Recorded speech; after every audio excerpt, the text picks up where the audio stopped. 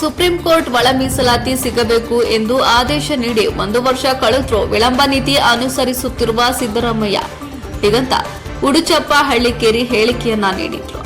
ಇಂದು ಗದಗ ಜಿಲ್ಲಾ ಪತ್ರಿಕಾ ಭವನದಲ್ಲಿ ಸುದ್ದಿಗೋಷ್ಠಿ ನಡೆಸಿ ಮಾತನಾಡಿದ ಅವರು, ಸಿಎಂ ಸಿದ್ದರಾಮಯ್ಯ ಅವರು ವಿನಾಕಾರಣ ಮಾದಿಗ ಸಮುದಾಯಕ್ಕೆ ಅನ್ಯಾಯ ಮಾಡಲೆಂದೇ ವಿಳಂಬ ನೀತಿ ಅನುಸರಿಸುತ್ತಿರುವುದು ನಮಗೆ ಬೇಸರ ತಂದಿದೆ. ಈ ಸರ್ಕಾರ ಆಡಳಿತಕ್ಕೆ ಬರುವ ಮುನ್ನ ಮಾದಿಗ ಸಮುದಾಯಕ್ಕೆ ಒಳ ಮೀಸಲಾತಿ ಮೊದಲನೇ ಸಂಪುಟ ಸಭೆಯಲ್ಲಿ ನೀಡುತ್ತೇವೆ ಎಂದು ಮಾತು ಕೊಟ್ಟು ಮಾದಿಗ ಸಮುದಾಯದ ಮತ ಪಡೆದು ಆಡಳಿತಕ್ಕೆ ಬಂದು ಈಗ ವಿನಾಕಾರಣ ದತ್ತಾಂಶದ ನೆಪ ಹೇಳಿಕೊಂಡು ಕಾಲಹರಣ ಮಾಡುತ್ತಿದ್ದಾರೆ.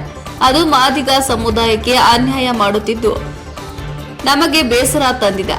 ಬರುವ ಸಂಪುಟ ಸಭೆಯಲ್ಲಿ ಒಳ ಮೀಸಲಾತಿ ಅನುಷ್ಠಾನ ಮಾಡದೆ ಹೋದ್ರೆ ಆಗಸ್ಟ್ 16ರಂದು ಉಗ್ರ ಹೋರಾಟಕ್ಕೆ ಇಡೀ ರಾಜ್ಯಾದ್ಯಂತ ಸಿದ್ಧರಾಗಿದ್ದೇವೆ ಎಂದು ರಾಜ್ಯ ಸರ್ಕಾರಕ್ಕೆ ಎಚ್ಚರಿಕೆಯನ್ನ ನೀಡಿದ್ರು. ಕ್ಯಾಮರಾಮನ್ ಜಗದೀಶ್ ಜೊತೆ ಅಶೋಕ ಹುಗಾರ, ಗದಗ. ಮಹತ್ವದ ಪತ್ರಿಕಾಗೋಷ್ಠಿಯನ್ನು ಹಮ್ಮಿಕೊಳ್ಳಲಾಗಿದ್ದು, ತಮ್ಮೆಲ್ಲ ಗೊತ್ತಿರೋ ಹಾಗೆ ಬಂಧುಗಳೇ, ಮೊನ್ನೆ ತಾನೇ ಆಗಸ್ಟ್ 1ರಂದು ತಾವೆಲ್ಲ ಗದಗ ಜಿಲ್ಲೆಯಲ್ಲಿ ಬೃಹತ್ ಆದಂಥ ಒಂದು ಪ್ರತಿಭಟನೆಯಲ್ಲಿ ಭಾಗವಹಿಸಿ ಯಶಸ್ಸನ್ನು ಮಾಡಿರ್ತಕ್ಕಂಥ ಮೊದಲನೇದಾಗಿ ನಿಮ್ಮೆಲ್ಲರಿಗೂ ನಾನು ಧನ್ಯವಾದ ಹೇಳ್ತಾ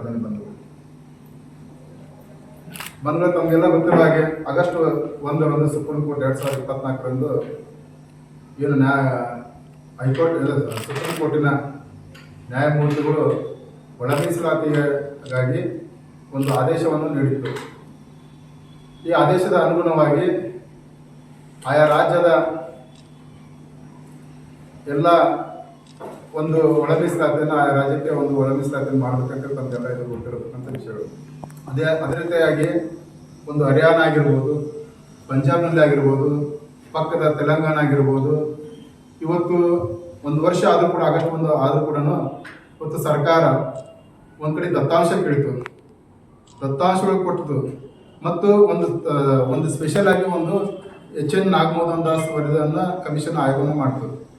ಕಮಿಷನ್ ಆಯೋಗವನ್ನು ಮಾಡಿ ಮೊನ್ನೆ ತಾನೇ 4ನೇ ತಾರೀಕಿನಂದು ಇವತ್ತು ಒಳ ಮೀಸಲಾತಿಯನ್ನು ರಾಜ್ಯ ಸರ್ಕಾರದ ಮುಖ್ಯಮಂತ್ರಿಗಳಾಗಿರ್ತಕ್ಕಂಥ ಸನ್ಮಾನ್ಯ ಸಿದ್ದರಾಮಯ್ಯ ಅವರಿಗೆ ಇವತ್ತು ವರದಿಯನ್ನು ಸಲ್ಲಿಸಲಾಯಿತು.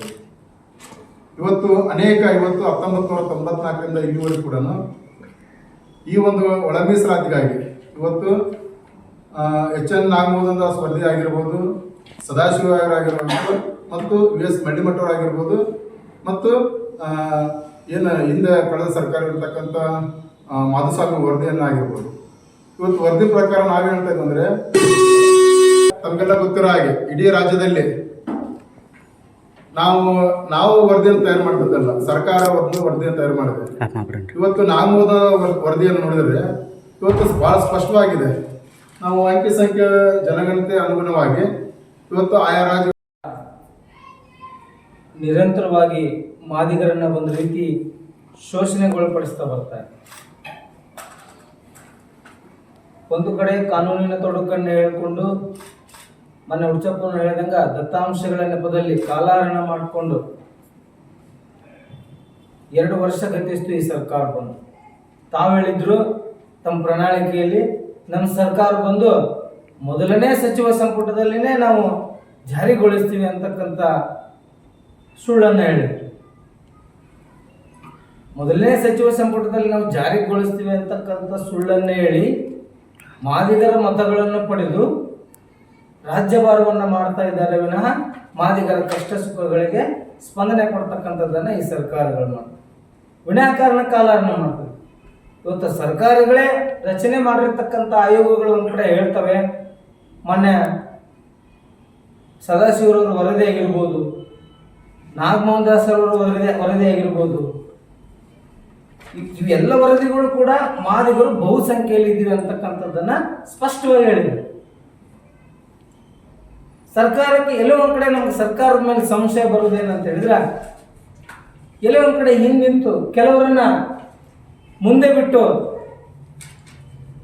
ವರದಿ ಸರಿಯಾಗಿಲ್ಲ, ಬೇರೆ ಬೇರೆ ಕಾರಣಗಳನ್ನು ಕೊಟ್ಟು ಇವತ್ತು ಹೇಳಿಕೆಗಳನ್ನು ಕೊಡಿಸ್ತಿದ್ದಾರೆ. ಇಂಥ ಹೇಳಿಕೆಗಳಿಗಾಗಿರ್ಬೋದು, ಇಂಥ ಯಾವುದಕ್ಕೂ ನಾವು ತಲೆ ಕೊಡೋದಿಲ್ಲ. 30 ವರ್ಷ ನಮ್ಮ ಸಮುದಾಯ ಸಾಮಾಜಿಕ ನ್ಯಾಯಕ್ಕಾಗಿ ಹೋರಾಟವನ್ನು ಮಾಡ್ತಾ ಬಂದಿದೆ. ಮುಂದೇನೂ ಕೂಡ ನಮ್ಮ ಹಕ್ಕನ್ನು ಪಡೆದುಕೊಳ್ಳುವವರೆಗೂ ಕೂಡ ಎಷ್ಟೇ ವಿರೋಧಗಳು ಬರಲಿ, 30 ವರ್ಷನೂ ವಿರೋಧ ಬಂದಿದೆ. ಏನು ವಿರೋಧ ಇವತ್ತಿಂದಲ್ಲ, 30 ವರ್ಷದಿಂದ ಇದಕ್ಕೆ ವಿರೋಧ ಬಂದಿದೆ. ಆ ವಿರೋಧವನ್ನು ನಾವು ಲೆಕ್ಕಿಸಿಲ್ಲ. ವಿರೋಧ ಮಾಡ್ತಕ್ಕಂಥವ್ರ ಗೊಡವೆನೂ ನಮ್ಗೆ ಬೇಕಾಗಿಲ್ಲ. ನಮ್ಮ ಉದ್ದೇಶ ಒಂದೇ, ವಿರೋಧ ಮಾಡೋರು ಎಲ್ಲ ಕಾಲಕ್ಕೂ ಇರ್ತಾರೆ. ಆದರೆ ಸರ್ಕಾರ ದತ್ತಾಂಶಗಳನ್ನು ಗಮನಿಸಿ, ಅಂಕಿಅಂಶಗಳನ್ನು ಗಮನಿಸಿ ಸಾಮಾಜಿಕ ನ್ಯಾಯವನ್ನು ಕೊಡ್ತಕ್ಕಂಥದ್ದು ನಿಮ್ಮ ಜವಾಬ್ದಾರಿ. ಹಿಂದೆನೂ ಕೂಡ ಹಾನೂರವ್ರ ವರದಿ ಅದನ್ನ ಅಂಗೀಕಾರ ಮಾಡೋ ಸಂದರ್ಭ ಅವತ್ತು ವಿರೋಧ ಇತ್ತು. ಅವತ್ತಿನ ಸರ್ಕಾರ ಅದನ್ನು ಒಪ್ತಲ್ಲ. ಹಂಗೆ ಇವತ್ತು ಕೂಡ ನ್ಯಾಯಯುತವಾಗಿರ್ತಕ್ಕಂಥ ವರದಿ ಇದೆ, ನ್ಯಾಯಯುತವಾಗಿರ್ತಕ್ಕಂಥ ಬೇಡಿಕೆ ಇದೆ. ಇದನ್ನು ಪರಿಗಣಿಸಿ ಸರ್ಕಾರ ಮುಂಬರುವ 16ನೇ ತಾರೀಕು ಸಚಿವ ಸಂಪುಟದಲ್ಲಿ ಇದನ್ನು ಅಂಗೀಕಾರ ಮಾಡದೆ ಹೋದ್ರೆ ಇಡೀ ರಾಜ್ಯದ ಮಾದಿಗ ಸಮುದಾಯ ಈಗಾಗಲೇ ನಮ್ಮೆಲ್ಲ ಹಿರಿಯ